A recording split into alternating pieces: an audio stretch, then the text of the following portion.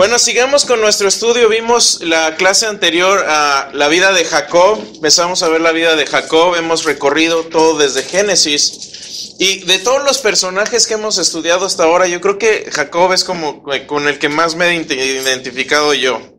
No sé ustedes, pero se me hace una buena historia. ¿Y qué es lo que hace una buena historia?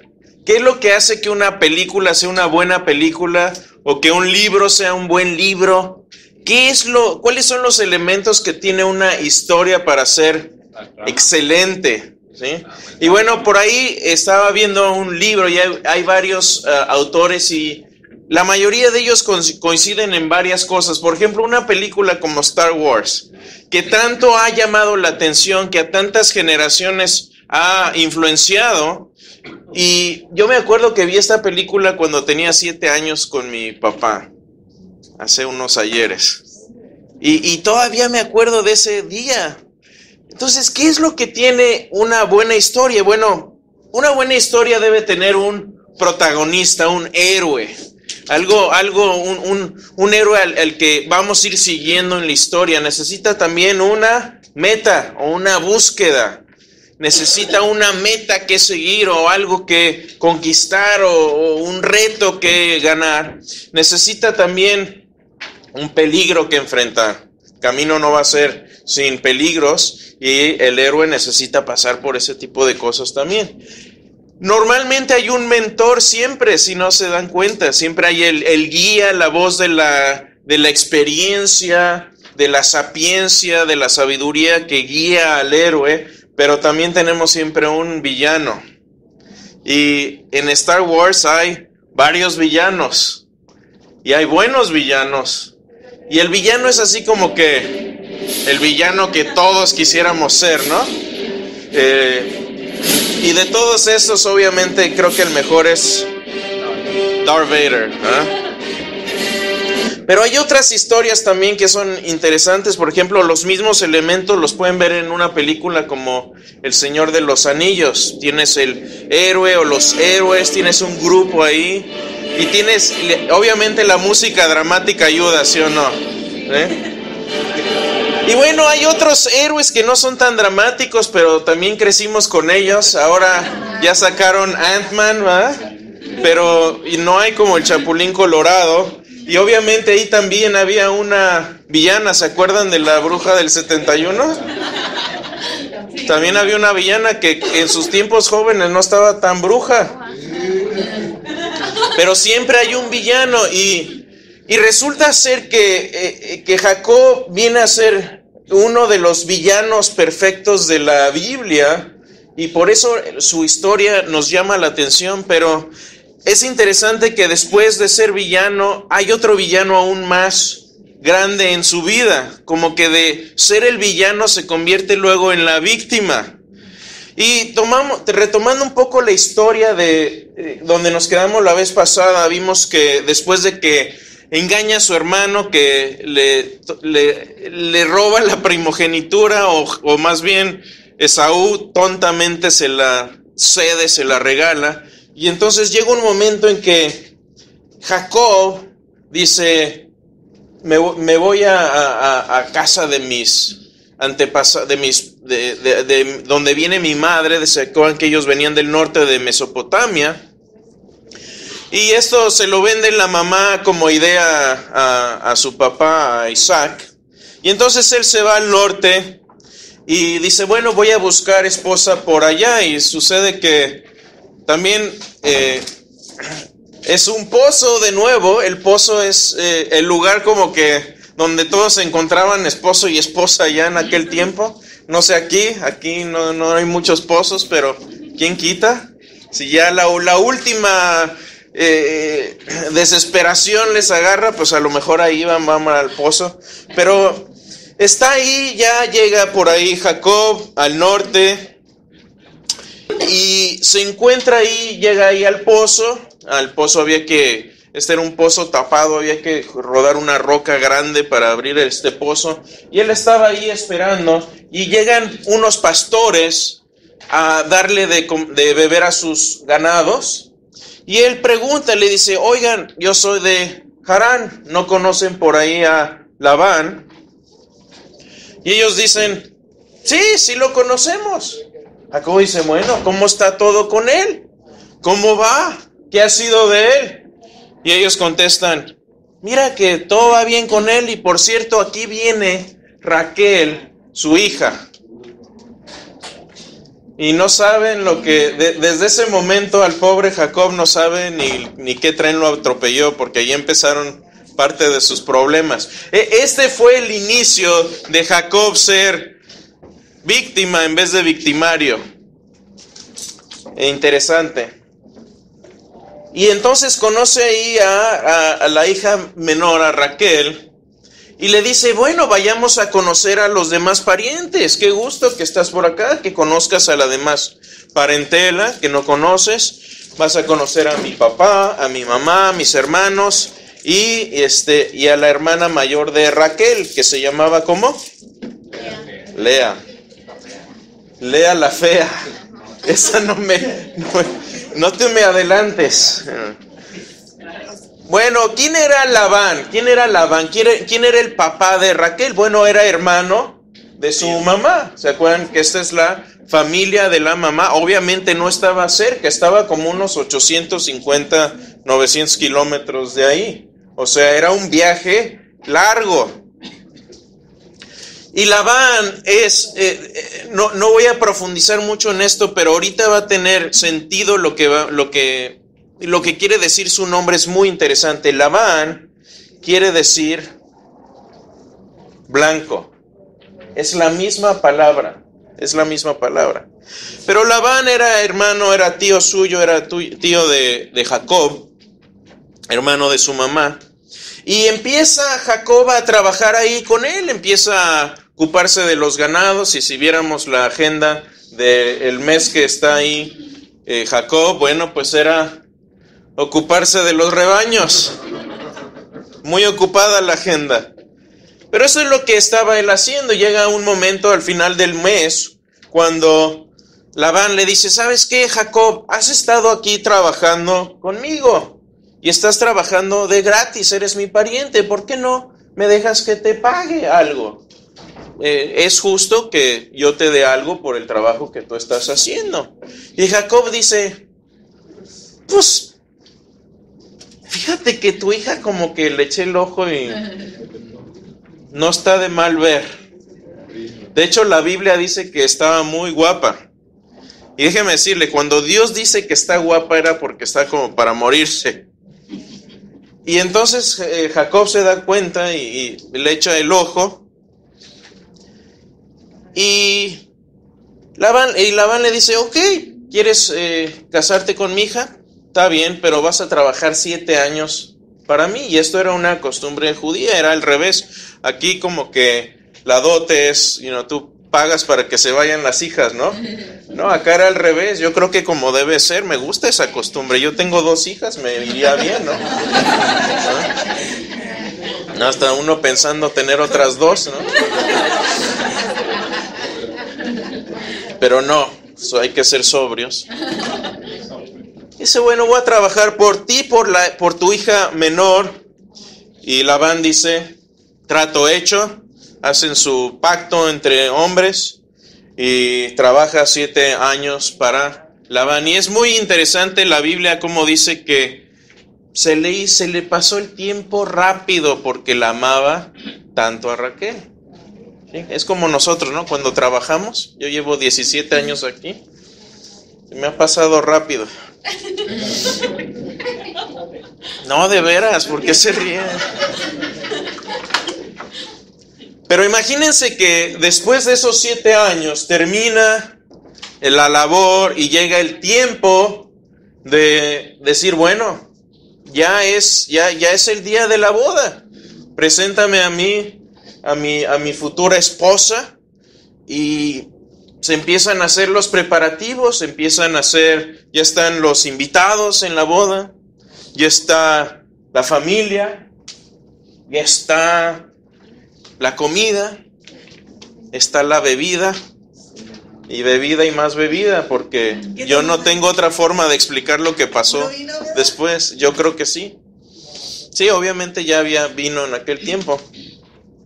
Porque lo que sucede es interesante. Lo que sucede es que terminando la boda, a él le presentan, le dice, bueno, ve y acá ve a tu aposento, acá está tu esposa, y va y estate con ella y ten tu noche de bodas. Y él llega y tiene su noche de bodas. Aparentemente, yo no sé si entre la oscuridad y a lo mejor se le pasaron los tragos, que no se da cuenta, pero al día siguiente, dice la Biblia, se da cuenta de que no era Raquel, era la hermana mayor. Entonces imagínate la despertada de eso. Me la cambiaron. Y sucede que obviamente se molesta y le dice, oye, pero teníamos un trato, me has engañado. Y los que conocen la película de Star Wars, no voy a repetirla, pero es lo mismo que sucede ahí. Y Darth Vader dice, obviamente Labán, identifíquenlo ahora con Darth Vader, porque dice, ruega para que no altere más el trato. No, realmente lo que la Biblia dice es, ok, pero en nuestro país la costumbre es que salga primero la hija mayor y no la menor. Y como la mayor no ha salido, pues te tocó. Y es interesante cómo en este momento, yo creo que en ese momento, algo le viene a la mente a Jacob. Dicen, hay un dicho que dice que el ladrón que roba, ladrón tiene 100 años de perdón. Pues el perdón no le llegó muy pronto a Jacob, porque de ser el chapucero, de ser el engañador, de ser el mentiroso, sale chapuceado, sale mentiriado y sale dañado, estafado, y aparte con algo tan importante que es la mujer de tu vida. Chicos, tomen nota, porque más vale esperarse y tener... Sí, fue de palabra. Sí, pero era palabra válida. Entonces Labán le dice, ok, mira, vamos a hacer otro trato. Sí. Y le dice, ok, vas a trabajar otros 7 años para mí, pero el pago se te da al fin de la semana que viene. Terminando la semana, te puedes casar con Raquel también. Pero vas a tener que trabajar otros 7 años. Yo creo que los segundos 7 años ya no fueron tan ligeros como los primeros. Pero así es como él hizo. Y dice, ok, trato hecho. Y aquí empieza a suceder algo muy, muy interesante, porque Jacob no quería a Lea. La Biblia dice que no, simplemente no la quería, no estaba enamorado de ella, fue como que se la enjaretaron y bueno, pues ahí está, ni modo, es parte del paquete. Y sucede que Génesis 29 dice, y vio Jehová que Lea era menospreciada, fíjense, que era menospreciada y le dio hijos, pero Raquel era estéril. Interesante, ¿no? ¿Ven cómo este tema de los hijos es recurrente?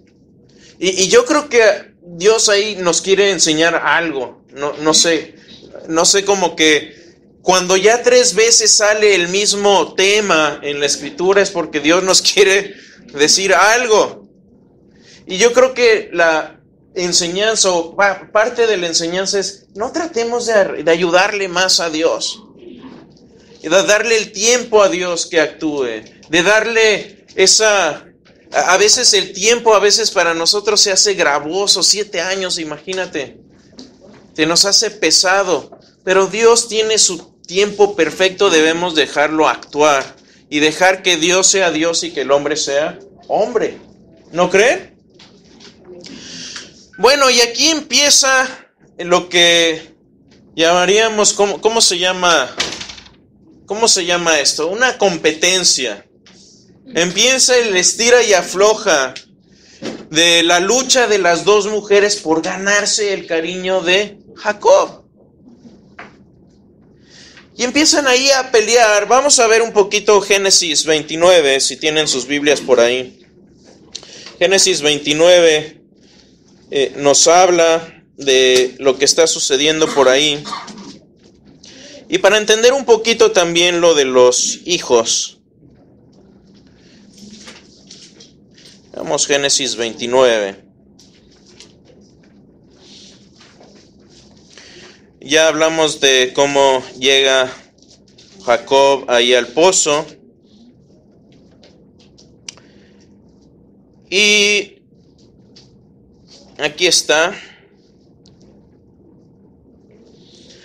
Esto es interesante, hay que mencionarlo. Dice, Labán dio a su sierva Silpa a la hija a su hija Lea como sierva.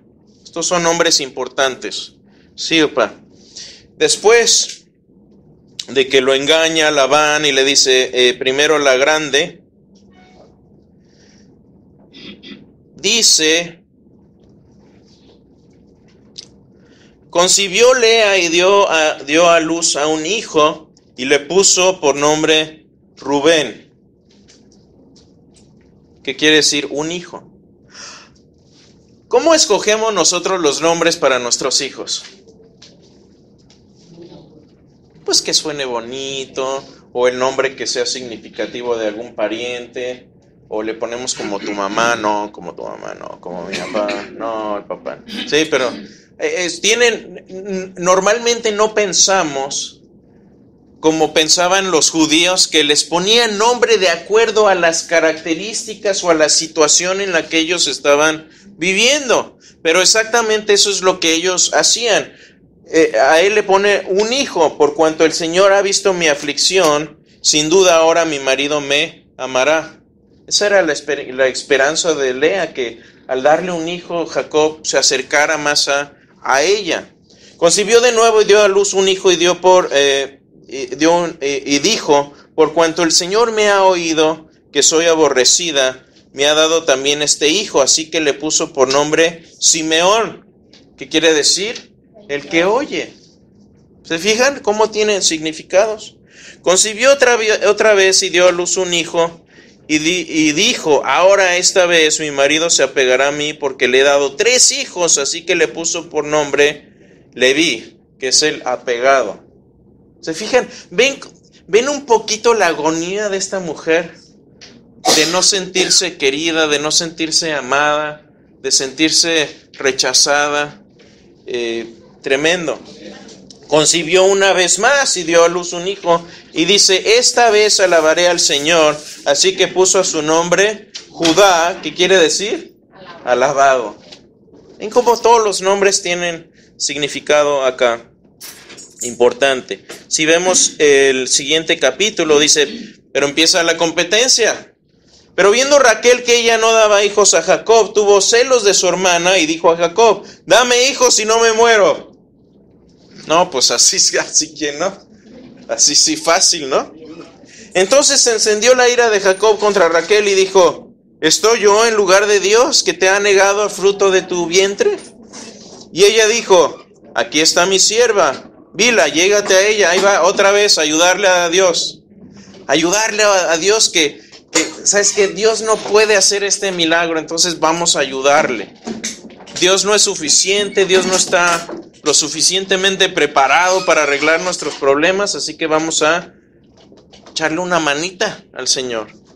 Al Dios todopoderoso que creó el universo, vamos a echarle la mano porque a lo mejor ya se cansó. Eso es lo que estamos diciendo y eso es lo que hace Raquel. Al tratarle de ayudar a Dios, decirle, ¿sabes qué? Dios, no es suficiente lo que estás haciendo, necesitamos echarte la mano. Entonces le dio su sierva Bila por mujer y Jacob se llegó a ella. Obviamente también Jacob, Bila concibió y dio a luz un hijo a Jacob. Entonces Raquel dijo, Dios me ha vindicado, ciertamente ha oído mi voz y me ha dado un hijo, por tanto puso su nombre Dan, que quiere decir él juzgó, Dios juzgó. Y concibió otra vez Bila, sierva de Raquel, y dio a luz a un segundo hijo a Jacob, y Raquel dijo: con grandes luchas he luchado con mi hermana. Fíjense la pelea. Esto no eran las hermanitas Rigual de las películas que estaban en armonía, se estaban matando ahí. Era una competencia. Miren, cuando una pareja empieza ya a usar a los hijos en la pelea matrimonial, es porque las cosas ya van mal. Y eso es precisamente lo que... Tengamos cuidado de no poner a nuestros hijos en medio, en una riña de matrimonio. Eso se arregla en puertas cerradas, atrás, sin que ellos estén escuchando. Dice, Raquel dijo: con grandes luchas y he luchado con mi hermana y ciertamente he prevalecido. Fíjense, le gané a la hermana. Y le puso por nombre Neftalí, mi lucha. Vean los nombres, en los nombres ahí sale todo. Viendo Lea que había dejado de dar a luz, tomó a su sierva Zilpa, la otra también. Ya no le salían hijos, entonces dijo: bueno, pues yo también tengo una esclava, órale, dele. Y Zilpa, sierva de Lea, dio a luz un hijo a Jacob. Entonces Lea dijo: cuán afortunada, y le puso por nombre Gad, que es fortuna. Después Zilpa, sierva de Lea, dio a luz un segundo hijo a Jacob. Y Lea dijo: dichosa de mí, porque las mujeres me llamarán bienaventurada, y le puso por nombre Aser, dichoso.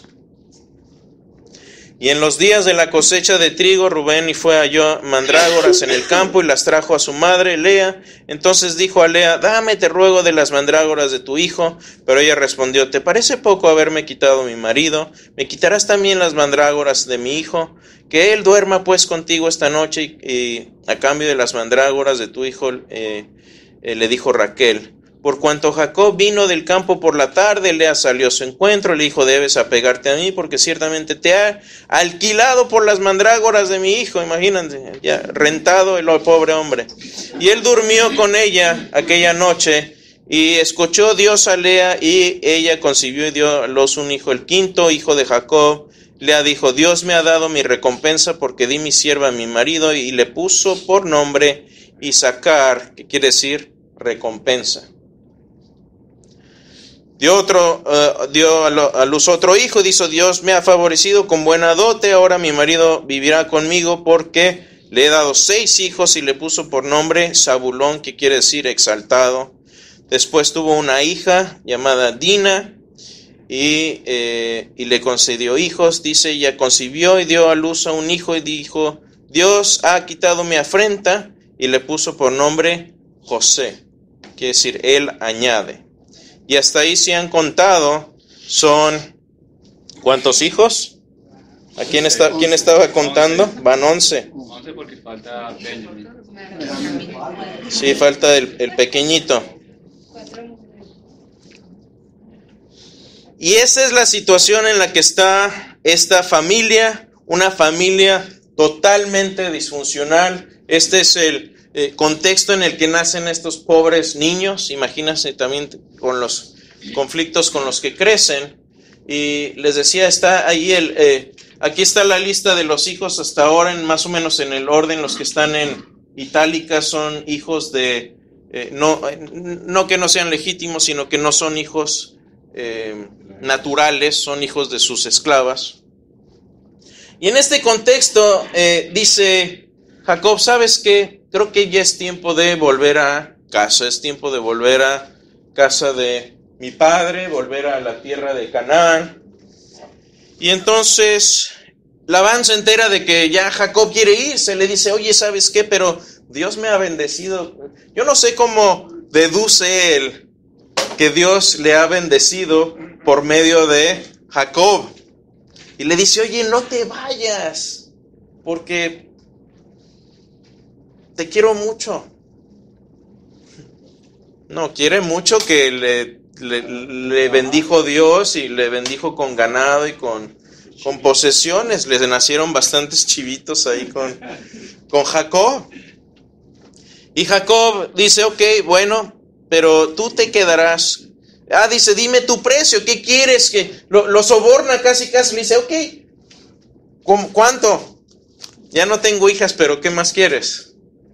Y le dice, bueno, vamos a hacer algo. Dice, tú te quedarás con los animales comunes de color y yo me quedo con el resto. ¿Sí? ¿Cómo estuvo esto? Bueno, aquí Labán le dice, sí, ok, vamos a hacer eso, pero la Biblia es muy interesante lo que dice acá, porque Labán le dice, ok, tú quédate con los animales que tengan rayitas, que estén moteaditos, los que estén raros, tú te los quedas, y los demás se los queda, los que sean negros también. Y lo que sucede acá es que le empieza a hacer una jugarreta también Labán, porque Labán esa misma noche que le dice, ok, tú te vas a llevar esta parte del ganado, bueno, pues él separa ese ganado y les dice a sus hijos, ¿saben qué? Agarren este ganado y váyanse para allá, para el norte. Y se van, y obviamente ya no estaba el ganado ahí.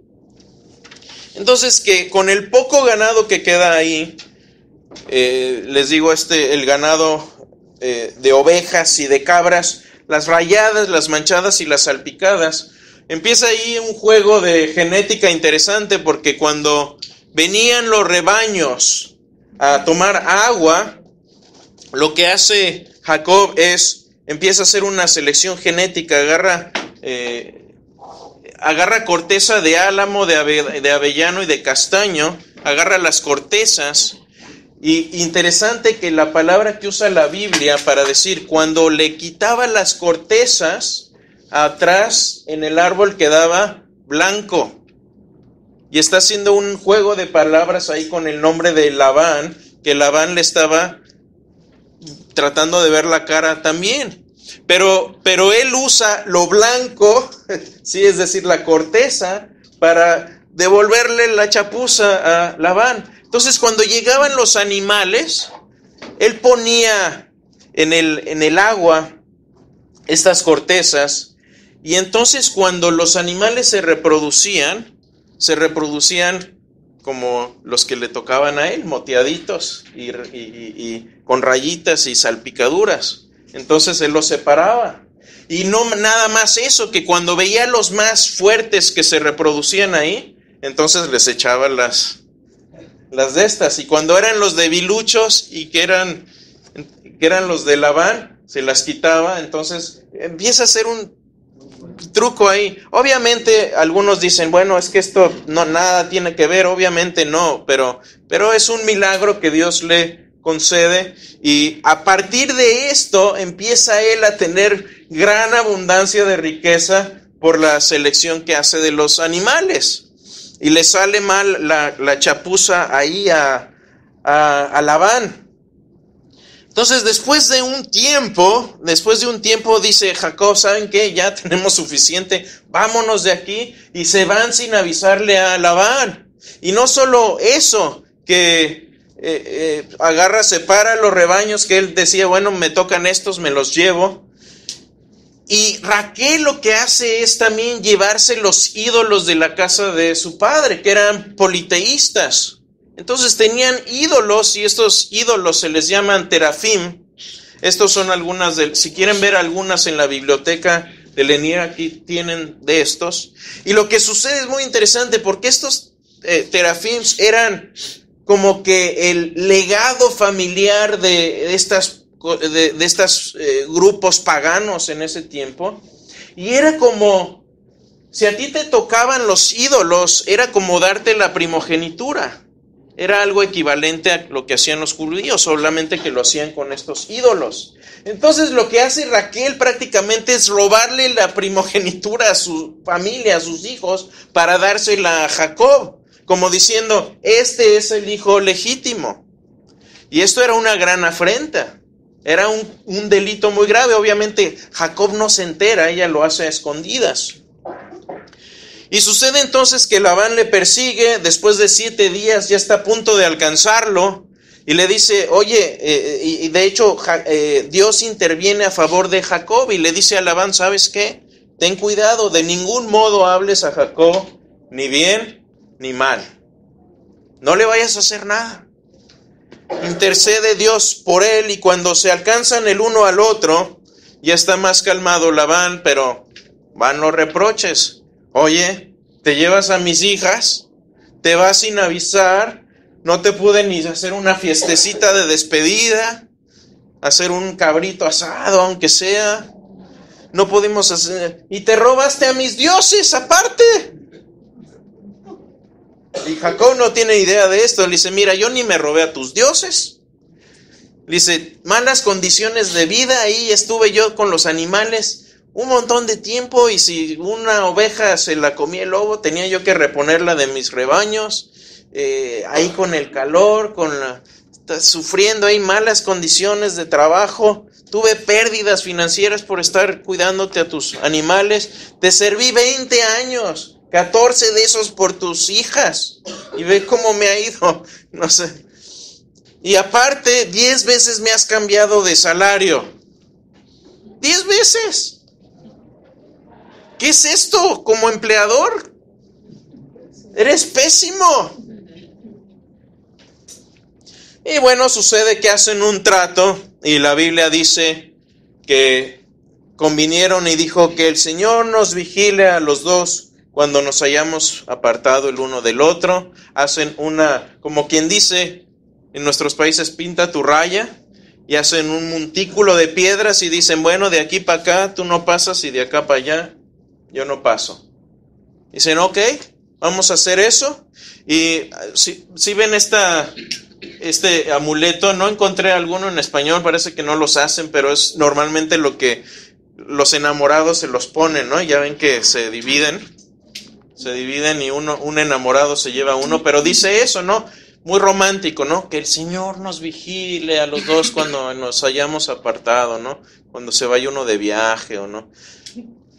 Fuera de contexto el pasaje, porque lo que está realmente diciendo es esto. Dice, que el Creador te eche un ojo sin vergüenza, porque yo ya no lo voy a poder hacer. Ese es el sentido del pasaje, no es nada romántico. Y entonces empieza a regresar, va de regreso y llega al borde de Canaán, cerca de las tierras de su hermano, y empieza a pensar, uy, ahora me toca el chuchuluco del chicharrón de entrar a ver a mi hermano, y qué va a pasar cuando me vea Esaú, que juró matarme. Y bueno, ya que se acerca a las tierras de Esaú, manda ahí unos mensajeros. Los mensajeros ven a Esaú y regresan los mensajeros y dicen, ¿sabes qué? Viene con 400 hombres y vienen armados hasta los dientes. Entonces, muy astuto Jacob prepara 5 grupos de regalos para mandarle a Jacob. Y si tienen su estudio por ahí, en la página 5 me parece, viene un poquito de lo que le manda a Jacob. O sea, estos eran regalos para hacer a la otra persona excesivamente rica. Como más de 500 y tantos animales le manda en 5 grupos. Entonces, pues bueno, lo que hace aquí Jacob es lo equivalente de, como decimos, tirarle dinero al problema. Le tira dinero al problema a Jacob. Manda estos 5 regalos y llega el momento en que les toca el enfrentamiento.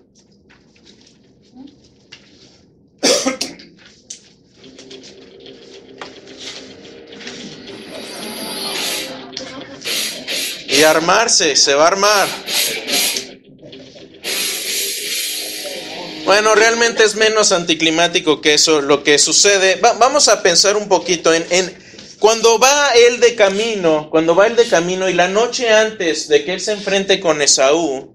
Sí, vamos a ponernos un poquito a pensar en esta situación en la que está Jacob. Esa noche dice la Escritura que se le aparece Dios y tiene un encuentro con Dios, pero él no lo sabe. ¿Por qué? Porque está oscuro, es de noche, no se sabe ni quién va ni quién viene, no se ve de dónde viene, si vino del sur o del norte, y dice que era una persona fuerte, o sea, estuvo luchando toda la noche con esta persona, y él, yo me imagino, se ha de haber acordado que su hermano era cazador, era un hombre rudo, que viene con 400 hombres y que juró matarle. ¿Quién podrá hacer? Oseas 12:13, los voy a leer, dice algo interesante. Bueno, fue Dios, fue un ángel, ¿qué pasó? Dice, ya en el seno materno suplantó a su hermano, está hablando de Jacob obviamente, y cuando se hizo hombre luchó con Dios. Y luego el siguiente pasaje dice algo interesante, dice, luchó con el ángel y lo venció. Lloró y le rogó que le favoreciera y se lo encontró en Betel y ahí habló con él. Muchas veces cuando habla de estos encuentros con Dios, es en el ramo de un mensajero, un ángel. Un ángel lleva la representación y la autoridad completa de Dios. No quiere decir que Dios en su gloria se reveló totalmente a Jacob. Ese es un paréntesis ahí nada más. Y cuando empieza este enfrentamiento que dura toda la noche, el ángel, por medio de Dios, por medio del ángel, le toca nada más el muslo y le disloca la cadera. Así. En ese momento Jacob se está dando cuenta que está lidiando con algo sobrenatural, que no es su hermano, que es algo más grande que eso. Y en ese momento entonces le dice, ¿sabes qué? Por favor, bendíceme. Por favor, bendíceme. Y lo que sucede es esto, dice, no le dice, uy, sí, Dios te bendiga, y le pone la mano y mira, ven, vamos a orar. No. Le dice, ya no serás llamado chapucero, ya no serás llamado ladrón, ya no serás llamado tramposo. El que suplanta. El mano larga, el que se agarra lo que no le corresponde. Ya no vas a ser llamado eso, ahora vas a ser llamado Israel. ¿Y saben qué quiere decir Israel? Tiene varias connotaciones, pero en este sentido quiere decir Dios pelea.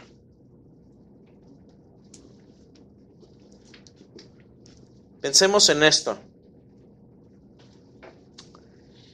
Jacob entonces está finalmente listo a enfrentarse con Esaú, y lo que sucede no se lo esperaba él. Él que estaba esperando la pelea del siglo. ¿Y qué sucede? Esto es lo que dice la Escritura. Esaú corrió a su encuentro y la abrazó, y se echó sobre su cuello y lo besó, y ambos lloraron. Qué lindo cuando Dios cambia los corazones de la gente, porque esto es algo divino. El mal que le hizo Jacob a su hermano era innombrable. Para un judío era lo peor que le podían hacer. Pero Dios aún actúa en el corazón duro de Jacob y tiene ese encuentro. Y no solo eso, le dice, bueno, lo malo es que a veces cuando Dios nos toca, todavía no sale de repente el viejo hombre. Y aquí vemos cómo Jacob está en proceso de refinamiento, porque ya cuando hacen las paces, Jacob le dice, bueno, tú adelántate, vete adelantito, vete para allá y yo te sigo de aquí atrasito, voy a estar con mi familia, no quiero que se vayan a rezagar, vienen ya cansados del viaje, tú adelántate.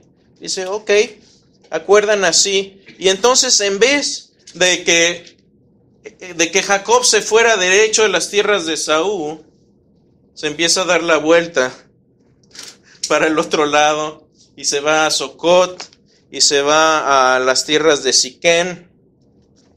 Y sucede que ahí empieza a hacer sus tiendas, empieza a establecerse, sus hijos se meten en problemas, a su hija la violan ahí, 2 de sus hijos mayores la vengan, y como la vengan realmente hacen una matanza ahí. No nos vamos a meter mucho, lo pueden leer ahí, pero Dios todavía estaba trabajando ahí fuertemente en la vida de Jacob. Pero hagamos esta reflexión. Y esta es la razón por la que yo me identifico con la vida de Jacob. Algunos escépticos y muchos ateos con los que hablo Uno de sus temas favoritos es decir que el Dios del Antiguo Testamento es un Dios rápido y que es un Dios que condena y es un Dios malo y es un Dios diferente al amor de Jesús que vemos en el Nuevo Testamento. Pero ¿saben qué? ¿Qué clase de Dios escogería a un hombre tan errado, con tantas fallas como Jacob, para ser el padre de la nación? Y no solo el padre de la nación de Israel, sino quien vendría a traer el Redentor de la humanidad. ¿Por qué lo escoge Dios a él de todas las personas que pudo haber escogido? Y yo creo que la respuesta es muy sencilla. La verdad es que todos nosotros somos Jacobes. Todos nosotros llevamos un Jacob adentro, nos demos cuenta o no. Todos somos mentirosos, todos somos tramposos y cobardes, y Dios nos escoge solamente por su gracia y por su misericordia. Porque si Dios nos fuera a escoger por lo que merecemos, ¿a quién escogería? Pero ¿saben qué tocó para que Jacob tuviera ese encuentro con Dios? Tocó una crisis. Le tocó pegar en el fondo. Y aún así luchó contra Dios. Pero yo aquí recuerdo las palabras de Jesús cuando se aparece al cabeza dura de Pablo y camino a Damasco y le dice: duro te es darle patadas al aguijón. Te estás lastimando tú solo. Y a veces así nos estamos lastimando. Estamos peleando contra Dios, cuando que Dios ya tiene la batalla ganada. ¿Para qué pelear con Él? Mejor vayamos de su lado, donde ya la batalla está ganada. Puntos para casa. Génesis 32, 28 dice: no se dirá más tu nombre Jacob, sino Israel. Y aquí la pregunta obligada para todos nosotros es: ¿ya te cambió el nombre Dios? Y no cambiarte el nombre en el sentido nuestro, que ¡ay, qué bonito nombre! Sino lo que hay atrás del nombre para los judíos era el significado de quién eres, cuál es tu identidad. Tienes una nueva identidad y refleja el nombre que tú tienes esa identidad, ¿o no? Dice: nadie está más allá del alcance de Dios, pero cada uno debe enfrentar y escoger sus propios deseos o seguir a Dios. Nadie lo va a hacer por ti. Mi esposa no puede escoger por mí. Nuestros hijos no pueden escoger. Nosotros no podemos escoger por ellos. Tienen ellos que poner y hacer su decisión. Es personal, no es algo que podamos obligar. Pero mi pregunta para cada uno de nosotros hoy es: ¿ya te cambió Dios el nombre o no? Y cada quien debemos responder individualmente a esto. Jacob vino a Betel y dice y Dios le habló. Betel, el nombre de Betel, decíamos la clase pasada, es la casa de Dios. Quiere decir el hogar de Dios, donde Dios habita, donde Dios mora. Y ahí es donde tiene Jacob un encuentro con Dios. Y quiero decirte hoy que Dios es fiel y Dios no se ha olvidado de ti. Y estoy pensando aquí en las mujeres, sobre todo en Lea, que sentía abandonada, se sentía no apreciada, desechada. Y muchas mujeres están así.